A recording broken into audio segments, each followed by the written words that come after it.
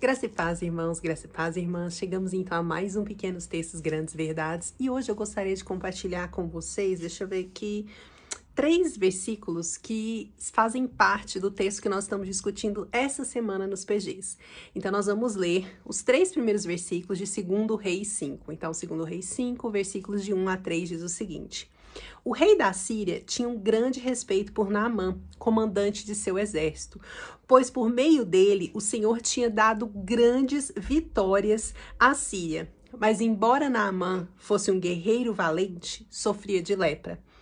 Naquela época, saqueadores sírios tinham invadido o território de Israel e entre os cativos havia uma menina que se tornou serva da esposa de Naamã. Certo dia, a menina disse à sua senhora: Como seria bom se o meu senhor fosse ver o profeta em Samaria? Ele o curaria da lepra. Esse texto nos mostra que ninguém é tão grande e tão importante para que não possa ter uma dor e não possa sofrer por algum problema. Pensa comigo, Naamã era um comandante da Síria, um homem muito importante, e o texto fala que através dele o Senhor tinha dado grandes vitórias para o rei da Síria. Ele era um homem respeitado no seu país, ele era um homem do alto escalão, mas Naamã sofria de lepra. Era algo que doía na carne, literalmente.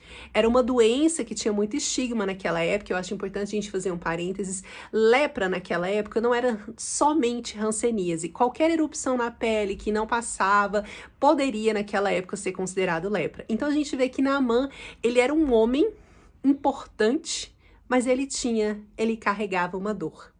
Mas esse texto também nos mostra que ninguém é tão pequeno que não possa abençoar. Saqueadores, o texto nos fala, foram para Israel e trouxeram cativos uma menina. E essa menina, ela foi trabalhar onde? Na casa de Naamã com a sua esposa.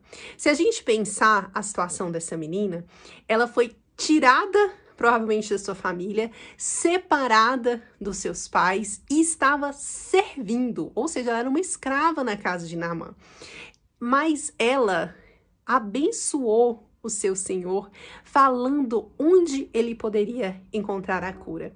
Aqui nós vemos 2 extremos numa escala hierárquica. A gente vê Naamã, o comandante, o poderoso, o reconhecido, aquele que era vitorioso, mas que estava adoecido.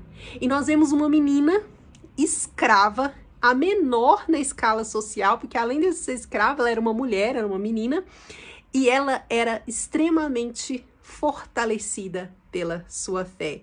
E ela escolhe, mesmo numa situação adversa, abençoar a vida de Naamã. Como eu falei no começo, ninguém é tão importante e tão grande que não carregue dentro de si uma dor, ou que não precise de cura. E ninguém é tão pequeno, tão desimportante, que não possa abençoar.